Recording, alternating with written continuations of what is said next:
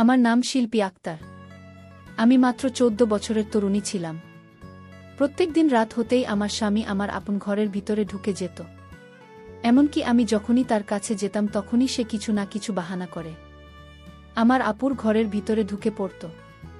একজন সাধু বাবার কথা শুনে আজ আমাদের ২ বোনের জীবনটাই নষ্ট হয়ে গেছে। জানি না এমন কি কারণ ছিল যার জন্য আমার স্বামী প্রত্যেক দিন রাত হতেই আমাকে ছেড়ে দিয়ে আমার আপুর ঘরের ভিতরে ঢুকে পড়ত।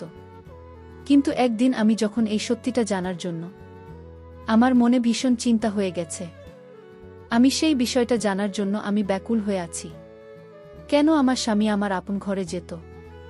আমি তা নিশ্চিত হওয়ার জন্যই একদিন আপুর রুমে আগে থেকে ঢুকে পড়ি ও আলমারির পিছনে লুকিয়ে থাকি। তারপর কিছুক্ষণ পরে আমার স্বামী যখন আপুর ঘরের ভিতরে আসলো, তারপরে সেই ঘরে যা দেখেছিলাম তা দেখার পর আমার আত্মা কেঁপে উঠেছিল।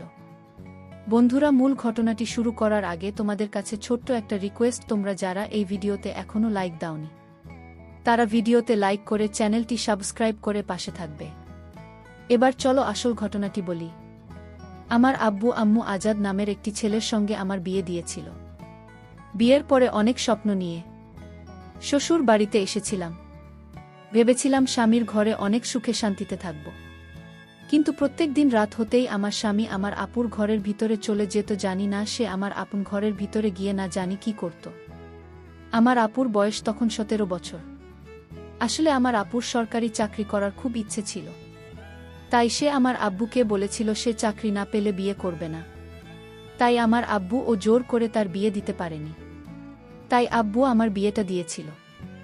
আসলে আমি বয়সে আপুর চাইতে ছোট হলেও আমার শরীর স্বাস্থ্য দেখে কিন্তু আপুর চাইতে অনেক স্বামী মনে হতো। লোকে বুঝতেই পারত না যে আমি আপনার চাইতে বয়সে ছোট ছিলাম। কিন্তু আমার আপু তো ভীষণ তরুণী ছিল। আপুকে দেখে অনেক সুন্দর লাগত। আমি ছোট হলে কি হবে, আপুকে আমার চাইতে ছোট দেখা যেত। কিন্তু বাবা মা বাধ্য হয়ে আমার বিয়েটা তাড়াতাড়ি দিয়েছিল। কারণ আমি একটু বাড়ন্ত ছিলাম এবং আমাকে দেখে মনে হতো হয়তো বা আমার বয়স ২৫ থেকে ২৬ বছর। তারপর আমি যখন বিয়ে হয়ে শ্বশুরবাড়িতে এলাম, তখন বাসর রাতেই স্বামী বলেছিল, তোমাকে পেয়ে আমার জীবন ধন্য। এবং তার স্নেহ পেয়ে আমার মনে এই বিশ্বাস তৈরি হয়েছিল যে আমার স্বামী আমাকে ভীষণ ভালোবাসে। বিয়ের ৩ দিন পরে স্বামী নিজে থেকে আমাকে আমার আপুর বাড়িতে নিয়ে গিয়েছিল এবং সেখানে আমি স্বামীর সঙ্গে ৪ দিন ছিলাম। সেদিন যখন মায়ের বাড়িতে স্বামীর সঙ্গে আমার প্রথম রাত ছিল, তখন ঘুমোতে যাওয়ার আগে তার নাকি ঘুম আসছে না। তাই সে একটু বারান্দা ঘরে বসে থাকতে চায়। আমি তখন স্বামীকে বলেছিলাম, ঠিক আছে, তুমি বাইরের সময় কাটাও, আমি শুয়ে পড়ছি। তারপর আধ ঘন্টা পরে মনে হলো বাইরের বারান্দা ঘর থেকে যে হাসির শব্দ আসছে। হাসির শব্দ পেয়ে আমি যখন নিজের ঘর থেকে উঠে বাইরের ঘরে গেলাম, তখন প্রথমে আমার ঘড়ির দিকে নজর গেল। ঘড়িতে তখন রাত্রি ১টা বাজে ছিল। তারপর আমি যখন বারান্দা ঘরে গেলাম, তখন দেখলাম আমার স্বামী আপুর সঙ্গে বসে গল্প করছিল এবং দুজনের হাতে কিন্তু চায়ের কাপ ছিল। ওই সময় কিন্তু স্বামী আমার আব্বুকে যে কথাগুলো বলেছিল সেগুলো আমি দাঁড়িয়ে দাঁড়িয়ে শুনেছিলাম এবং আমি জানতাম স্বামী ওই কথাগুলো এমনিতেই আমার আব্বুকে বলেছিল। আসলে স্বামী তখন আব্বুকে বলছিল, সোহানা, আমি যদি বিয়ের আগে তোমাকে দেখতাম তাহলে কিন্তু বিয়েটাও তোমাকে করতাম।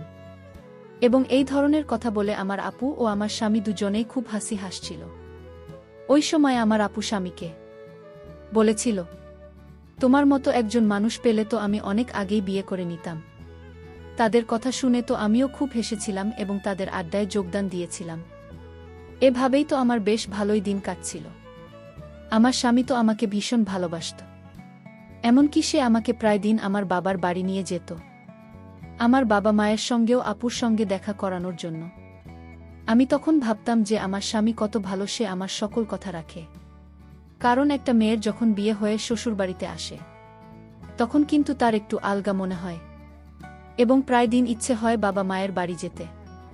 এবং এই বিষয়টা আমার স্বামী বুঝত এবং আমার স্বামী আমার প্রতি এত যত্ন দেখে আমি ভীষণ খুশি হতাম। তারপর আমাদের বিয়ের কিছুদিন পরে যখন বিয়ের অ্যালবাম আমার স্বামীর হাতে দিয়ে যায়, তখন সে খুব খুশি হয়ে বিয়ের অ্যালবামটা হাতে নিয়ে আমাকে না দেখিয়ে ঘরের ভিতরে গিয়ে ঢুকে পড়ে এবং ভেতর থেকে দরজাটাকে লক করে দেয়। তারপর আমি যখন কিছুক্ষণ দরজায় বাড়ি দিয়ে স্বামীকে বললাম, আরে তুমি কি একাই অ্যালবামটা দেখবে, নাকি আমাকে একটুখানি দেখতে দেবে? তারপর 5 মিনিট পরে ঘর থেকে বেরিয়ে এসে আমাকে বলল, শিল্পা, এই অ্যালবামটা আমরা যদি তোমার বাবার বাড়িতে গিয়ে সবাই মিলে একসঙ্গে দেখি তাহলে কেমন হবে? স্বামীর এই আইডিয়া শুনে আমি তো খুব খুশি হয়েছিলাম। তারপর আমিও বাবার বাড়ি যেতে রাজি হয়েছিলাম। তারপর সেদিন সন্ধ্যায় যখন বিয়ের অ্যালবামটা নিয়ে বাবার বাড়িতে যায়, তখন আমি, আপু এবং আমার স্বামী আমরা 3 জন মিলে বিয়ের ছবিগুলো দেখেছিলাম।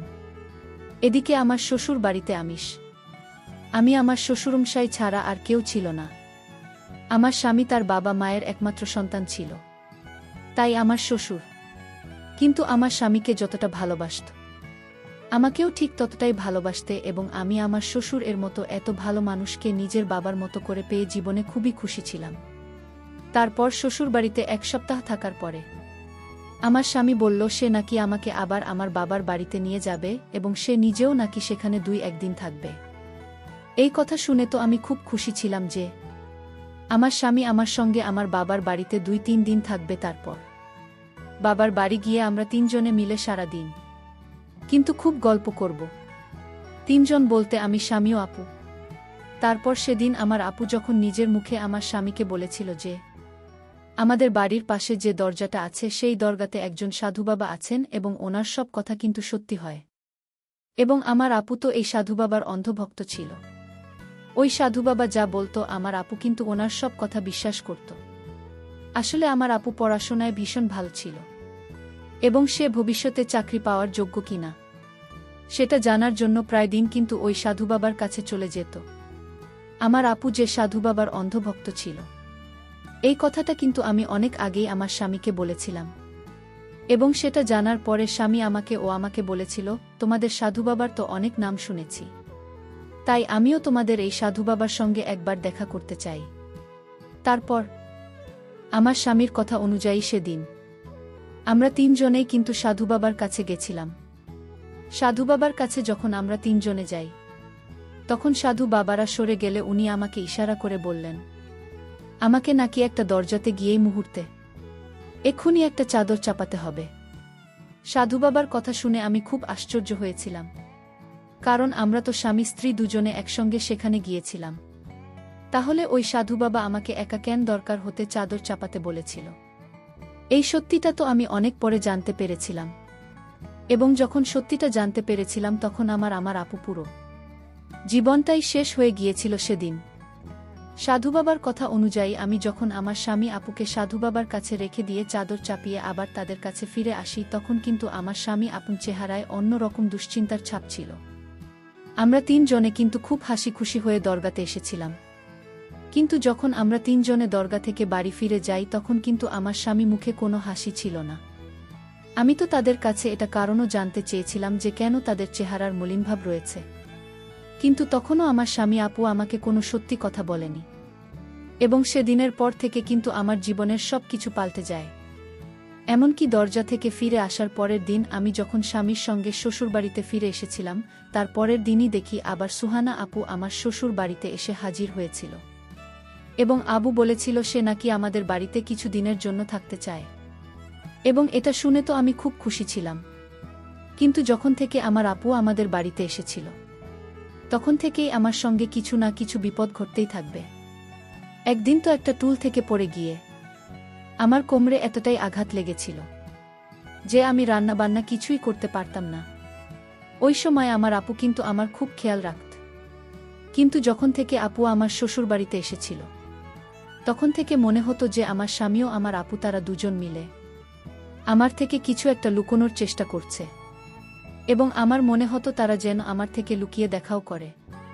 এদিকে আমার কোমর ব্যথা যখন অনেকটা কমে যায় তখন আমি আবার রান্নাঘরের কাজকর্ম করা শুরু করেছিলাম, কিন্তু আমাকে রান্নাঘরের কাজকর্ম করতে দেখে আমার আপু আমাকে খুব বকা দিয়েছি, আমি থাকতে তো কে কোনো কাজকর্ম করতে হবে না, তুমি শুধু নিজের শরীরের খেয়াল রাখছিস, আমি তোকে খুব ভালোবাসি। আমি তখন আপুকে বলেছিলাম তুমি একদম চিন্তা করো না, আমি এখন সুস্থ আছি, তো আমি এখন ঘরের সমস্ত কাজকর্ম করতে পারবো, আর এইভাবে শুধুই বসে থেকে আমার আর ভাল লাগছে না। এমনকি একদিন রাত্রিবেলা আমার স্বামী যখন ঘরের ভিতরে ছিল না, তখন আমি তাকে পুরো বাড়িতে খোঁজাখুঁজি শুরু করেছিলাম ওই সময়। কিন্তু আমার আপুকেও ঘরের ভিতরে কোথাও দেখতে পাইনি এবং রাত্রিবেলা তাদের দুজনকে দেখতে না পেয়ে তো আমার মনে কিন্তু একটুখানি হলেও খটকা লেগেছিল। আমি তো এটা বুঝতে পারছিলাম না যে রাত্রিবেলা তারা দুজনে মিলে আমাকে কিছু না বলে কোথায় গিয়েছিল। তারপর পুরো বাড়ি খোঁজার পরে আমি তখন আস্তে করে ছাদের উপরে উঠি। তখন তাদের দুজনকে দেখে তো আমি অনেক বেশি আশ্চর্য হয়েছিলাম। এমনকি তাদের দুজনের মাঝে কথা শুনে আমি তো কিছুই বুঝতে পারছিলাম না যে তারা আমার থেকে কি কথাগুলো লুকোচ্ছিল। আর এমনিতেও তাদের দুজনের এমনকি জরুরি কথা ছিল যার জন্য তারা ছাদের উপরে উঠেছিল। অত রাতে ছাদের উপরে তাদেরকে দেখে আমি কিন্তু অনেক বেশি মনের ভিতর ভয় পেয়েছিলাম। এবং এটা কিন্তু আশ্চর্য হওয়ারই কথা। আমি তখন চুপচাপ সিঁড়ির উপরে দরজার একটা সাইডে গিয়ে দাঁড়িয়ে তাদেরকে দেখছিলাম। আসলে তখন আমার আপুকে বলছিল, সোহানা, দয়া করে তুমি আমার স্ত্রীর জীবন রক্ষা কর, সবকিছু কিন্তু তোমার হাতেই আছে। তুমি যদি সাধু বাবার এই প্রস্তাবটা না মান তাহলে তো দেখতে পাচ্ছ তোমার বোনের সঙ্গে কত কিছু অঘটন ঘটছে।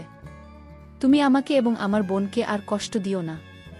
তুমি তো নিজে থেকেই বলতে যে সাধু বাবা যেটা বলে সেটাই নাকি সত্যি হয়, তাহলে সাধু বাবা আমাদের 3 জনের ব্যাপারে যেটা বলেছেন সেটা যদি সত্যি হয়ে যায় তাহলে তুমি কি নিজেকে কখনো ক্ষমা করতে পারবে? আমার স্বামীর কথা শুনে আপু তখন হাউমাউ করে কাঁদতে শুরু করে দিয়েছিল এবং তার কান্না দেখে আমার স্বামী তাকে সান্ত্বনা দিয়েছিল।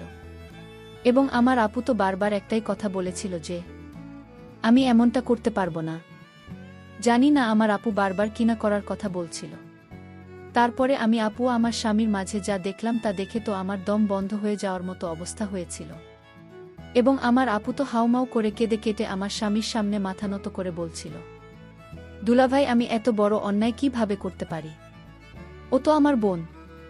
আমি যদি অন্যায় করি তাহলে আমার বোনের কি হবে? আমার স্বামী তখন বলেছিল, দেখো সোহানা, অন্যের ভালোর জন্য আমাদের কিন্তু অনেক সময় বলিদান দিতে হয়। তাদের সব কথা শোনার পরে আমি তো কিছুই বুঝতে পারছিলাম না যে আমার স্বামী আমার আপু এমন কি ব্যাপারে কথা বলেছিল যেটা তারা আমার থেকে লুকিয়েছিল। এমনকি আমার আপু তো আমার স্বামীর কথা মানতে রাজি ছিল না। ওদিকে আমার মাথায় তো কিছুই ঢুকছিল না যে আমার স্বামী কি ব্যাপারে আমার আপুর সঙ্গে কথা বলছিল। পরের দিন সকালবেলা আমার সঙ্গে দুর্ঘটনা ঘটেছিল যে আমাকে হাসপাতালে ভর্তি হতে হয়েছিল। আমি তো রাতের ব্যাপারে স্বামীর সঙ্গে কোনো কিছু আলোচনা করার সুযোগ পাইনি। আসলে ওই সময় আমার স্বামী যখন দোকানে যাওয়ার জন্য তৈরি হচ্ছিল তখন সে আলমারি থেকে নিজের জামাটা বের করে রাখতে বলেছিল। আমি তখন স্বামীর কথা মতো আলমারি থেকে তার জামাটা বের করতে চাই।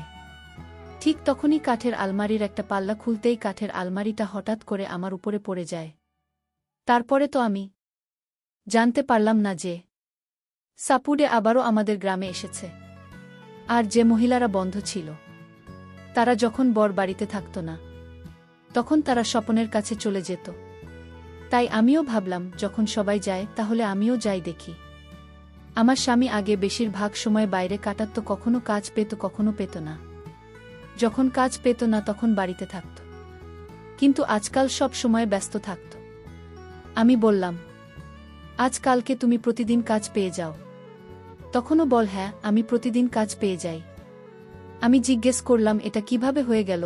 তখন স্বামী বাহিরের কাজে গেল আর আমি এই সুযোগে চলে সাপুরের রাজার কাছে গেলাম আমার উদ্দেশ্য সফল করার জন্য। কিন্তু আমি যে সাপুরের কাছে গেলাম সেই সফরে তো অন্য কেউ নয়, সেটা আমার স্বামী ছিল। তাহলে কি আমার স্বামী এসব করে? তাহলে আমি কেন মা হয়নি? তারপর আমার স্বামী আমাকে দেখে খুব অবাক হয়ে গিয়েছিল আর বলল, আসলে আমি মূলত মহিলাদের এই সাপুরের কাছে নিয়ে আসি আর সেই সাপুরে মহিলাদেরকে ঘরে নিয়ে তারপর কিছুদিন পরে সে মা হয়ে যায়।